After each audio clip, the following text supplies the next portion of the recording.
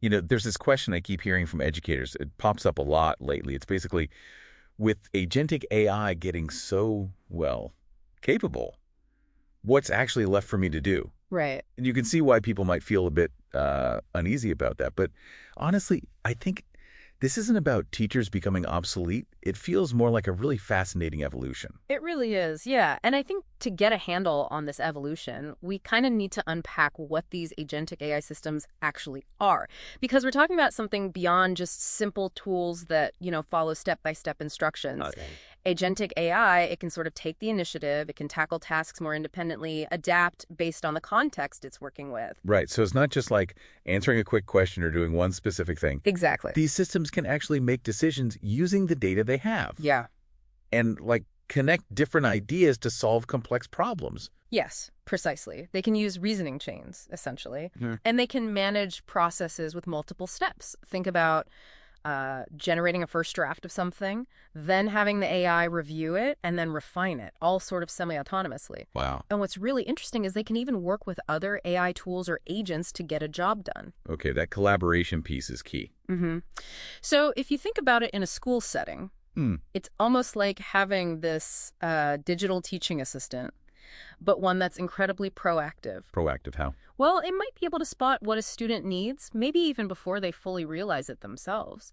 It could tailor learning materials in a much more sort of fine-grained way and track how engaged students are without the teacher constantly having to feed it instructions. Okay, right. Let's really dig into this then. Our goal here today is to figure out how this rise of agentic AI is, well, reshaping what it means to be an educator. Mm-hmm. It definitely sounds like we're moving away from that, traditional picture of the teacher as the main holder of information and more towards them being maybe designers of learning experiences. Yeah. And also supportive mentors. Is that the core idea? I think that really captures the fundamental shift, yeah. If AI can take on a bigger chunk of the direct information delivery, right, then the uniquely human skills, the insights that educators bring, they become even more critical in actually shaping that whole learning journey for the students. Okay, so what does that actually look like, day to day? Where are educators going to be focusing their time and energy now? Well, one huge area is nurturing that human connection. I mean, even with the most sophisticated AI, developing a student's emotional intelligence, their ethical compass, their drive, that's still deeply human work. Absolutely. AI can't replicate that empathy, that relationship. Not at all. And then there's something we could call maybe pedagogical curation. Pedagogical curation. Explain that a bit. It means educators play this absolutely vital role in choosing, and really importantly, adapting AI-generated materials. You need to make sure it actually fits the learning goals, that it's genuinely useful for their specific students. It's like a chef taking great ingredients but knowing exactly how to combine and cook them for a specific dish for specific diners. That makes perfect sense. Yeah. You can't just plug and play what the AI spits out. You need that human expertise to tailor it, right? Spot on. And I keep hearing this term prompt engineering. Feels important. What is that, essentially? Prompt engineering. It's really about getting good at asking the right questions. It's about crafting queries that are precise, well-structured, queries that guide these agentic AI tools to give you the most useful results for learning. So better questions lead to better answers from the AI. Exactly. The better the prompt, the more targeted, the more relevant the AI's output will be. Think about the difference between just searching for climate change versus asking for, say, the specific impacts of rising sea levels on coastal communities in Southeast Asia. Yeah. Much more focused. Interesting. So it's a real skill, knowing how to frame that request to get the AI to really, think usefully for you. Mm-hmm. It is. And you also mentioned AI supervision. What's involved there? AI supervision is all about critically looking at what the AI produces. You have to ask, is this information accurate? Is the tone right for my classroom? Is it appropriate? Educators need to build that skill, that critical eye, to assess the AI's output and make sure it's actually beneficial and safe for students to use. Okay, so checking for accuracy, bias, tone, all of that. All of that. And then there's one more piece, metacognitive coaching. Metacognitive. Yeah. Thinking about thinking. Pretty much. It's about helping students become more aware of their own learning process, especially when they're working alongside AI. You're coaching them to reflect, how am I using this tool? What's working for me? How is this AI helping or maybe hindering my understanding? Okay, wow. So it's not just teaching the subject anymore, but teaching how to learn with these new tools. That feels like a really significant shift towards deeper, more independent learning. He really is. Can you maybe paint a picture? Like, what might this look like in a real classroom setting? Sure. Okay. Imagine students are working on, say, a history project. Instead of just staring at a blank document, maybe they use an AI agent to brainstorm potential research questions or generate a basic outline of different historical perspectives. Okay. Now, the teacher's role. It isn't just about grading the final paper. They're circulating, asking probing questions. Things like, okay, why did you choose that particular prompt to start your research? Or, interesting outline the AI gave you, what perspectives do you think it might be missing? So the focus shifts. It's less about just the final product and more about the student's thinking process while they're collaborating with the AI. Precisely, yeah. And you could even structure lessons differently. Maybe start with a quick reflection. Okay, class, what challenges did your AI assistant struggle with last time you were researching? How can we prompt it better today? Learning from the AI's limitations, too. Exactly. And then maybe wrap up the lesson by discussing, where did human insight really add value today? Where did you need to step in and correct or guide the AI? That's a really powerful way to frame it. Focusing on that synergy, that teamwork between the student and the AI. And that brings us nicely to this idea of the human-AI feedback loop. How does that actually work? Well, Agentic AI can be an incredibly useful feedback partner for students, actually. How so?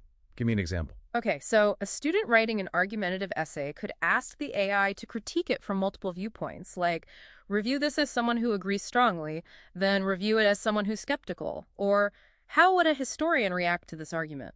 Wow, okay. Diverse perspectives. Exactly. Or maybe in coding, they ask the AI, can you spot any ways to make this code more efficient?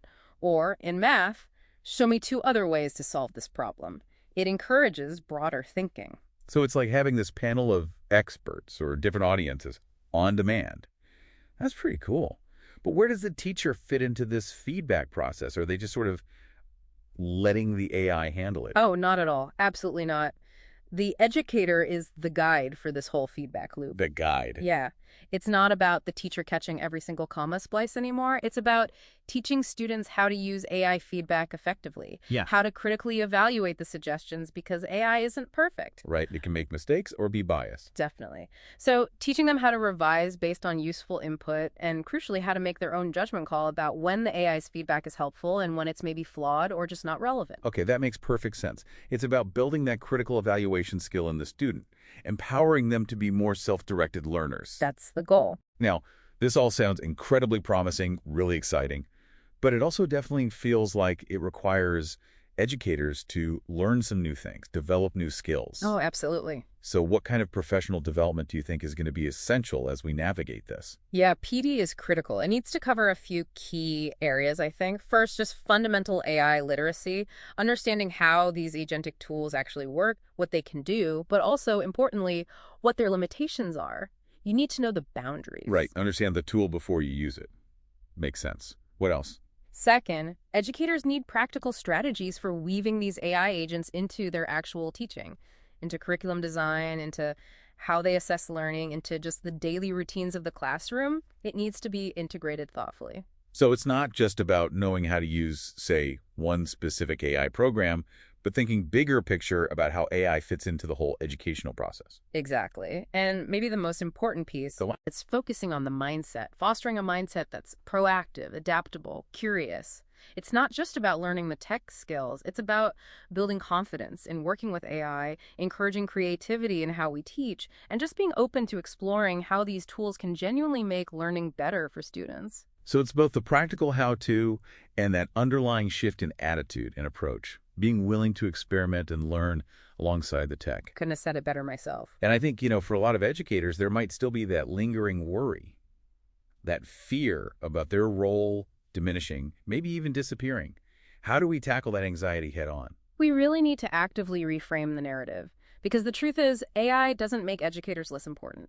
If anything, it has the potential to seriously amplify their impact. Amplify. How so? Well, think about it. If you can delegate some of the more routine, time-consuming tasks to AI, maybe drafting initial lesson plan ideas, generating practice questions, handling some first-pass grading, what does that free you up to do? Good point. More time for other things. Exactly. More time for those really meaningful, in-depth feedback conversations with individual students. More capacity to truly personalize learning and support diverse needs in the classroom. Right. The stuff that really requires human connection and understanding. Yes. And even modeling lifelong learning. Teachers can explore these new AI tools with their students, figuring things out together. That's powerful modeling. So the role really evolves, doesn't it? It becomes less about being the sole source of knowledge Mm-hmm. and more about being maybe a co-explorer, a learning coach, a curator of experiences and resources, both human and AI generated. That's it, exactly. Co-learners, coaches, curators. Those are roles that are fundamentally enhanced, not replaced, by having sophisticated AI as a partner. Okay, so the big takeaway here seems to be that agentic AI isn't sidelining educators at all. It's actually positioning them right at the heart of a new, maybe more dynamic kind of learning environment. I genuinely believe that, yeah.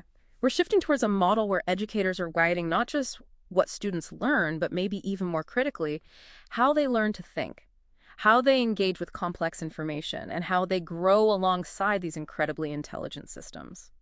That's actually a really empowering way to look at it. Yeah. It puts the focus back on those core human aspects Yeah, of teaching and learning. it does. So the call to action then isn't really about fearing this shift or resisting it. It's more about leaning in, right? Learning about it, getting involved, and actively shaping how AI becomes part of the future of education. Precisely. Let's not fear the shift. Let's try to lead it. Yeah, let's lead it. And, thinking about all this, it really makes you wonder, doesn't it, as AI becomes this ever more sophisticated partner in learning, how might our very definitions of knowledge or even expertise start to change? That's definitely something to chew on.